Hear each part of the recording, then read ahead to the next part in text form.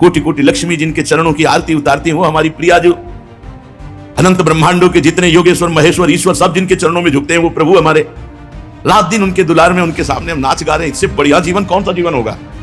अरे दिन भर बैल की तरह मेहनत करते हैं, रात में खा के भोग के सो जाते हैं, फिर वही जीवन, मरे तो फिर वही, बार बार जन्मना मरना। समझ में नहीं आता, ये प्रलोभन समझ में नहीं आता है। भूत के लड्डू है माया का रचना, ना खाए तो परेशान, खाए तो परेशान। तो वही पति जो पत्नी को भक्ति में लगा, वही पत्नी जो पति को भक्ति में लगा दे, वही पिता वही माता जो पुत्र को भागवत बना दे। सो कुल धन्य उमा सुन जगत पूज्य सुपनीत। इन तीन को संभाल लो, बार बार कहते हैं, यहीं से साधक नष्ट होता है।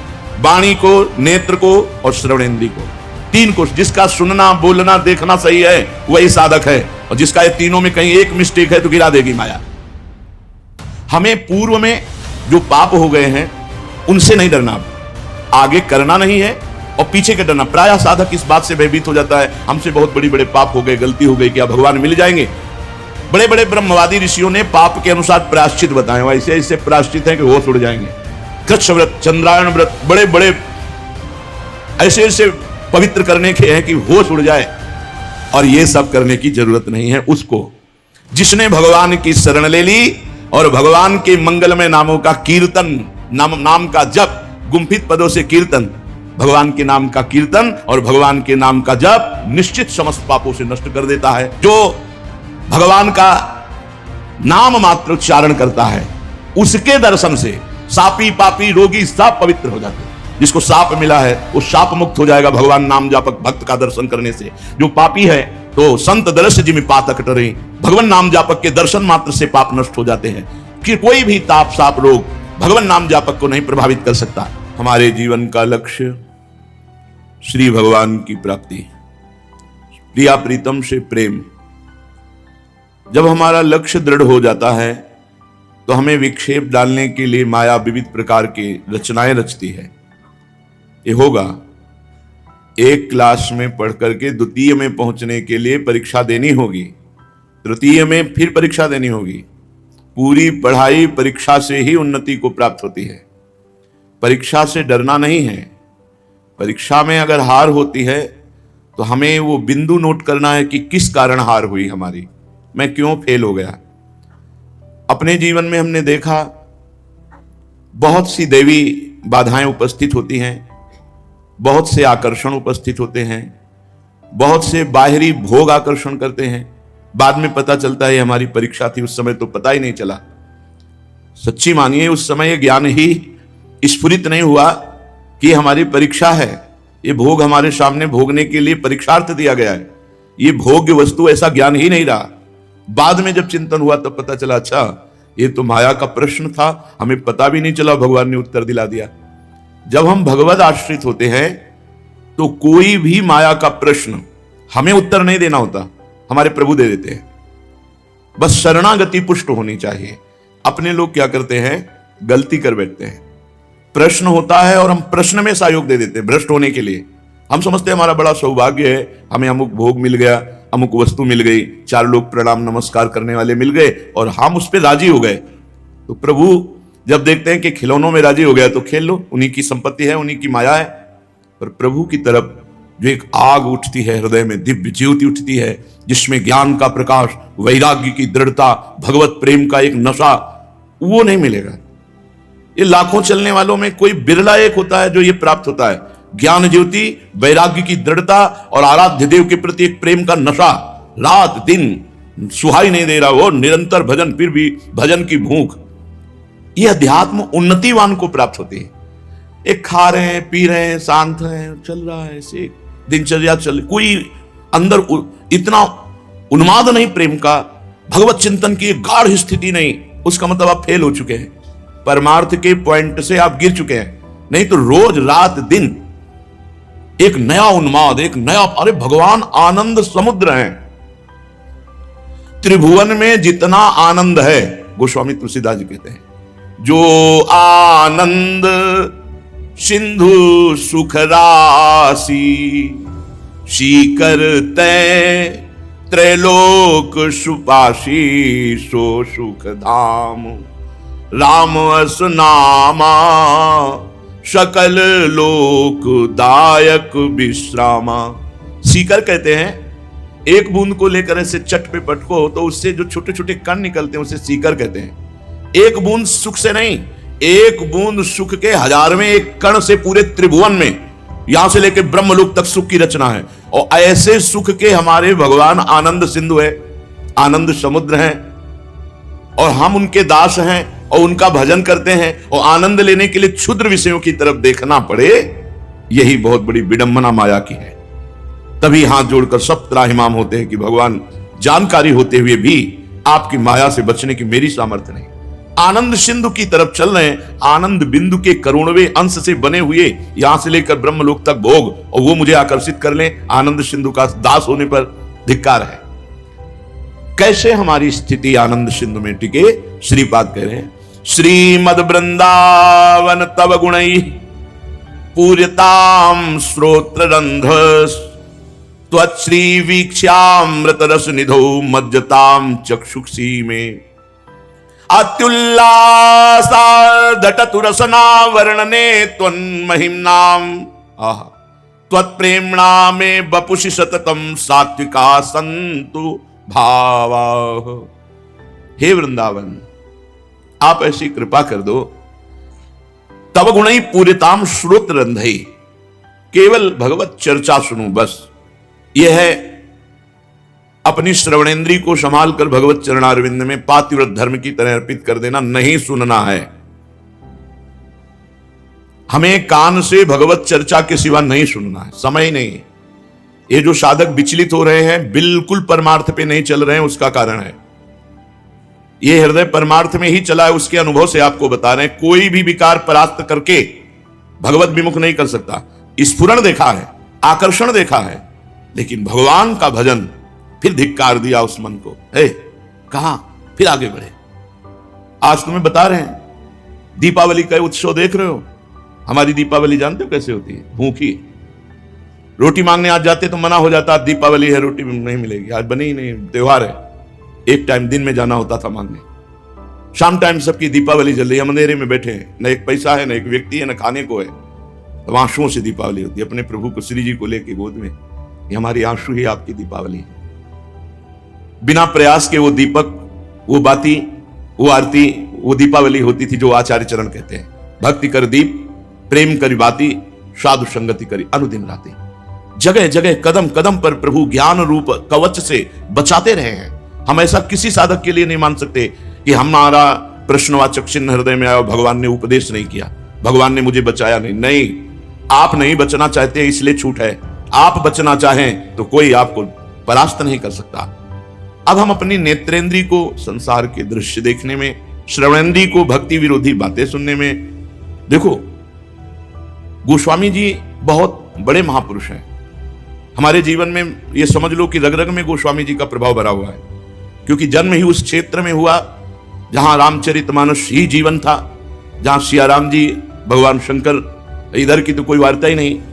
पास में ही प्रयाग क्षेत्र में राजापुर गांव है गोस्वामी तुलसीदास जी का, तो वो एक क्षेत्र है, तो वो क्षेत्र है जहां रामचरितमानस की धूम है। भगवत अगर कोई उत्सव होता है तो रामचरितमानस 24 घंटे बैठते हैं। गोस्वामी जी कह रहे हैं हमारा बहुत बढ़िया रिश्तेदार है, बहुत हमारा मित्र है, लेकिन जाके प्रिय न राम वैदेही तजिए ताहि कोटि बैरी सम यद्यपि परम स्नेही। क्यों? गोस्वामी जी की बात ध्यान देखो, प्रिय हैं, परिवार के जन हैं, रिश्तेदार है, नातेदार है, उनके दिमाग में माया का क्षेत्र है। अगर आप उनके पास बैठकर बातें सुनोगे तो आपका चित्त आकर्षित हो जाएगा।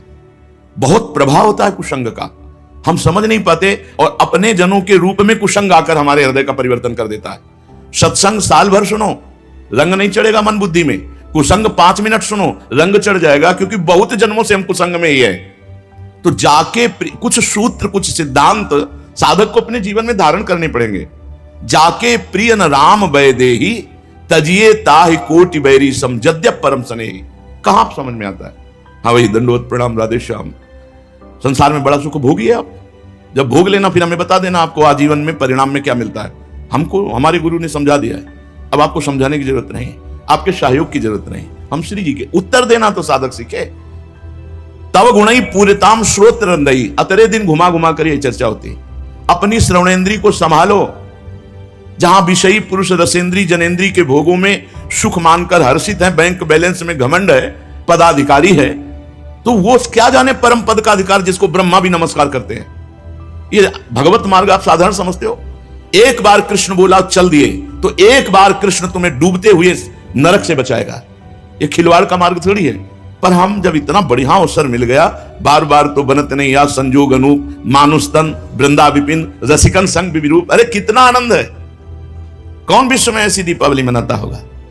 बताओ कौन मनाता होगा? यहाँ एक दिन मनाते हैं, रोज मन रहे, प्रिया प्रीतम नाच रहे हैं, हम उनके सामने गा रहे हैं, भोग लगा के उनकी जूठन पा रहे हैं, उनकी चरण शरण में पड़े। इससे बढ़कर कोटि कोटि लक्ष्मी जिनके चरणों की आरती उतारती हो, हमारी प्रिया जो अनंत ब्रह्मांडों के जितने योगेश्वर महेश्वर ईश्वर सब जिनके चरणों में झुकते हैं, वो प्रभु हमारे रात दिन उनके दुलार में उनके सामने हम नाच गा रहे हैं। इससे बढ़िया जीवन कौन सा जीवन होगा? अरे दिन भर बैल की तरह मेहनत करते हैं, रात में खा के भोग के सो जाते हैं, फिर वही जीवन, मरे तो फिर वही, बार बार जन्मना मरना समझ में नहीं आता। ये प्रलोभन समझ में नहीं आता है। भूत के लड्डू है माया का रचना, ना खाए तो परेशान, खाए तो परेशान। तो विवेक के द्वारा बहुत अच्छा साधक एक कभी परसों आया, उसने कहा मैंने अनुभव किया कि भोग के पहले जो तृष्णा जागृत होती है, उसमें जो जलन होती है या कामना, दो ही होती है। भोगे हुए भोग को पुनः भोगने की इच्छा का नाम तृष्णा, और सुने हुए भोगों को भोगने की जो कामना, उसमें जो जलन होती है, तो ना भोगने पर डबल जलन होने के बाद शीतलता आती है, और भोग ले तो भोगने के बाद इतना बवाल जलन का कि वो निपटता ही नहीं, वो बहुत ठीक चल रहे हो। भोगने से एक तत्कालिक शांति से मिलती है, फिर जो हृदय में जलन होती है, यदि साधक है तो, भोगी विषयी पापी पुरुष है तो उसको गर्व होगा कि मैंने आज ये किया, और साधक है तो जलेगा, हे भगवान कैसे निकलूं, क्या करूं, बार बार उपाय करता हूं, हार जाता हूं, हे प्रभु मुझे सामर्थ्य दो। उस जलन को सह गया तो फिर शीतल माश्रयामी, वो शीतलता का आश्रय मिलता है कि कभी भी दैहिक दैविक भौतिक ताप उसे जला नहीं सकता। इसलिए हमारी प्रार्थना है, परिवार रिश्तेदार या जो भी हैं, यदि आप भगवत मार्ग के पथी को, चाहे गृहस्थ चाहे विरक्त, तो हम दीक्षा में चौथा सूत्र देते हैं कि आप किसी भी ऐसे कुसंगी से ना मिलें जो आपके मन का परिवर्तन कर दे, भोगों में लगा दे। संसार दीजिएगा तो क्या देगा? क्या देगा? मान लो तुम पुरुष रूप हो तो विवाह की व्यवस्था करेगा, फिर इसके बाद लड़का बच्चा परिवार संसार का चिंतन, फंस गए ऐसे दलदल में जहां से निकलना मुश्किल है। जिनको थोड़ा भी बोध हुआ चिल्ला चिल्ला के रोते हैं कांतिक में, नहीं तुम्हें नहीं विरक्त मार्ग में जाना, तुम बच्चे पैदा किए हो, उनका पालन पोषण करो, धर्म। और वो कहते हैं बिल्कुल रुचि नहीं। तो उस समय कहां गई थी रुचि? जब पानी ग्रहण कर रहे थे, संसार के भोगों में उत्साहित हो रहे थे। इसलिए बहुत सावधान। तब गुणई पूर्णताम श्रोत्र रंधई, कोई प्रियजन वही प्रियजन है जो बैठकर भगवत चर्चा करे, उत्साह करे, धन्य है। तुम हमारे कुल में भगवत मार्ग में चले, तुम धन्य हो गए, हमारे कुल को पावन कर दिया। पीछे मुड़कर मत देखना। ये माता पिता परिवार सुहृद वही जो मुझे भगवान से मिला दे। भगवान ऋषभ देव जी कहते हैं वही गुरु गुरु जो शिष्य को भगवत प्राप्ति करा दे, वही पति जो पत्नी को भक्ति में लगा, वही पत्नी जो पति को भक्ति में लगा दे, वही पिता वही माता जो पुत्र को भागवत बना दे। सो कुल धन्य उमासुन जगत पूज्य सुपनीत। अरे भगवान के मार्ग में चलने वाला बालक पैदा हो गया तो धन्य सो तात धन्य सो माए। ये कोई खिलवाड़ का मार्ग है? पर ऐसे गृहस्थ जनों से, ऐसे मित्र जनों से, ऐसे प्रियजनों से बचो जो आपके कानों को लुभायमान कर दे माया की तरफ। वो दुश्मन है, मित्र नहीं। जाके प्रिय न, बहुत जोर की बात है। राम बैदेही तजिए ताहि कोटि बैरी सम यद्यपि परम स्नेही। नाते नेह राम के मनियत सुहृद सुसेब जहानो। अंजन कहा आंख जेही फूटे बहुतक कहो कहां लो। नाता वही जो हमारे भगवान से पुष्ट करवा दे संबंध, वो नाता क्या जो भगवान से नाता तोड़वा दे। कैकेयी जी बहुत परम प्रिय मां हैं भरत जी की, लेकिन जब ननिहाल से लौटे और ये सुना कि मां ने वरदान मांगा है कि भरत को राज्य गद्दी और राम जी को 14 वर्ष का वनवास, तो मेरे प्राण आराध्य इष्ट भगवान राम को वनवास, पापिनी आज के बाद तेरा मुख जीवन में नहीं देखेंगे और कभी तुझे मां नहीं कहेंगे। नहीं कहा। अंतिम समय तक भरत जी ने कैकेयी जी को मां नहीं कहा। एक बार कैकेयी जी ने कहा बेटा राम, अगर तुम कह लोगे तो भरत आज्ञा का पालन करेगा। एक बार मां कह दे, मेरा हृदय जल रहा है, मेरा हृदय शांत हो जाएगा। राम जी चले, भरत जी को जब सुनने को मिला तो भरत जी की वो दशा हो गई कि राम जी बोले ही नहीं, सामने जाके बोले ही नहीं, बस होके चले आए। भगवान कह देते अगर तुम भरत जी मां नहीं कहते प्राण त्याग देते। जाके प्रिय न राम वैदे, हम कैसे अपना रिश्ता माने आपसे?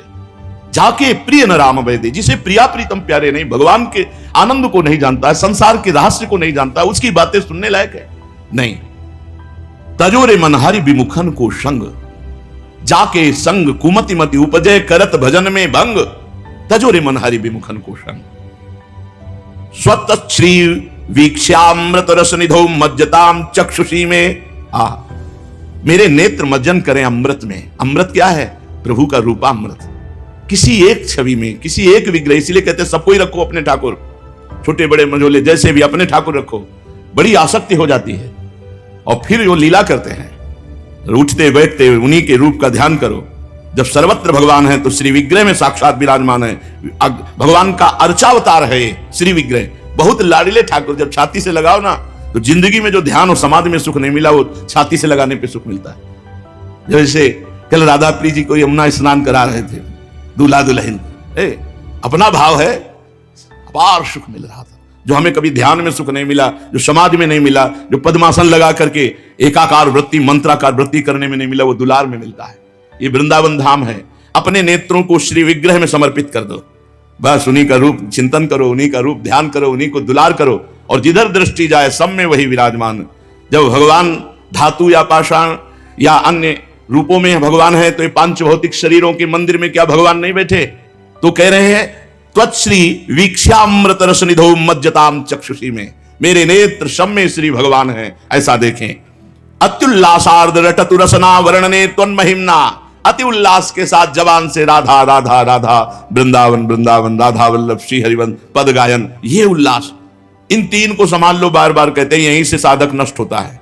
वाणी को, नेत्र को और श्रवणेन्द्रिय को, तीन को। जिसका सुनना बोलना देखना सही है वही साधक है, और जिसका ये तीनों में कहीं एक मिस्टेक है तो गिरा देगी माया। हमें पूर्व में जो पाप हो गए हैं उनसे नहीं डरना, आगे करना नहीं है, और पीछे के डरना। प्रायः साधक इस बात से भयभीत हो जाता है, हमसे बहुत बड़ी बड़े पाप हो गए, गलती हो गई, क्या भगवान मिल जाएंगे? तो तुम तस्मात् शास्त्रम प्रमाणम, शास्त्र प्रमाणित बात में हमें विश्वास हो जाता है। तो हमारा शास्त्र कहता है ना निष्कृतैरुदितैर् ब्रह्मवादिभिस्तथा विशुद्ध्यत्यघवान् व्रतादिभिः यथा हरेर्नाम पदैरुदाहृतैस्तम श्लोक गुणोपलम्भकम। बड़े बड़े ब्रह्मवादी ऋषियों ने पाप के अनुसार प्रायश्चित बताए, ऐसे ऐसे प्रायश्चित हैं कि होश उड़ जाएंगे। कृष्ण व्रत, चंद्रायण व्रत, बड़े बड़े ऐसे ऐसे पवित्र करने के हैं कि होश उड़ जाए। और ये सब करने की जरूरत नहीं है उसको जिसने भगवान की शरण ले ली और भगवान के मंगलमय नामों का कीर्तन, नाम का जप, गुम्फित पदों से कीर्तन, भगवान के नाम का कीर्तन और भगवान के नाम का जप निश्चित समस्त पापों से नष्ट कर देता है। अब हम भगवान की शरण में हैं और उनका मंगलमय नाम जप करते हैं तो पूर्व में जो पाप हो गए उनकी बिल्कुल चिंता नहीं करनी। भगवान गरज कर कह रहे हैं, खूब कान खोल के सुन लो और निर्भय हो जाओ। निर्भय हो जाओगे तभी जब अबलाओ नसानी अबनान सिंह हो। आज की आप आगे नहीं करेंगे। भगवान कह रहे हैं सर्वधर्मान परित्यज्य मामेकम शरणम ब्रज, तो अहम त्वाम सर्व पापेभ्यो मोक्षयिष्यामि मा शुचा। नाम संकीर्तनम यस्य सर्व पाप प्रणाशनम। कोई बड़े बड़े प्रायश्चित करने की जरूरत नहीं है। शास्त्र कह रहा है यदुत्तम श्लोक गुणोपलम्भकम, उत्तम श्लोक भगवान के गुणों से भरे हुए जो पद हैं, जो नाम हैं, उनका जब हम गायन करते हैं, जब करते हैं तो हम निष्पाप हो जाते हैं। महाप्रभु हरिवंश चंद्रजू ब्रजनो तरुणी कदम मुकुटमणि श्यामाजु बनी, इस पद के आखिरी में कहते हैं गावत श्रवणन सुनत सुखाकर विश्व दुरित दबनी। विश्व के पाप का नाश करने की सामर्थ्य चतुरासी जी के पदों में है। हमको और कोई प्रायश्चित नहीं करना। यन्नाम श्रुतिमात्रेण पुमान भवति निर्मलः तस्य तीर्थ पदा किं वा दासा नाम अवशिष्यते। कह रहे कि जिनका मंगलमय नाम केवल कानों में पड़ जाए तो जीव निष्पाप हो जाता है। फिर जो निरंतर नाम जप कर रहे हैं वो तीर्थ पाद हो गए। जहां चरण रख देंगे वो पवित्र हो जाएगी भूमि, जिसके हृदय में मुख में नाम चल रहा है। यन्नाम ग्रहणन अखिलान श्रोतनात्मानमेव च सद्यः पुनाति किं भूयस्तस्य स्पृष्टा पदाहिते। जो भगवान का नाम मात्र उच्चारण करता है उसके दर्शन से सापी पापी रोगी सब पवित्र हो जाते हैं। जिसको शाप मिला है वो शाप मुक्त हो जाएगा भगवान नाम जापक भक्त का दर्शन करने से। जो पापी है तो संत दर्श जिमि पातक टरे, भगवान नाम जापक के दर्शन मात्र से पाप नष्ट हो जाते हैं कि कोई भी ताप साप रोग भगवान नाम जापक को नहीं प्रभावित कर सकता। यह आश्चर्य की बात नहीं है, क्योंकि वो नाम जापक है। अपने आप को और समस्त भूतल को पावन करने की सामर्थ्य नाम जापक में रहती है। इसलिए कलिम सभाजयंत्यार्याम गुणज्ञाः सारभागिनः यत्र संकीर्तने नैव सर्वास्वार्थो विलभ्यते। कलयुग में केवल भगवान के नाम जप नाम संकीर्तन से सारे स्वार्थ और परमार्थ की प्राप्ति हो जाती है। इसलिए हे भाई, इस युग गुण को जानने वाले सारग्राही किसी और साधनों पर विश्वास न करके नाम जप और नाम कीर्तन करते हैं।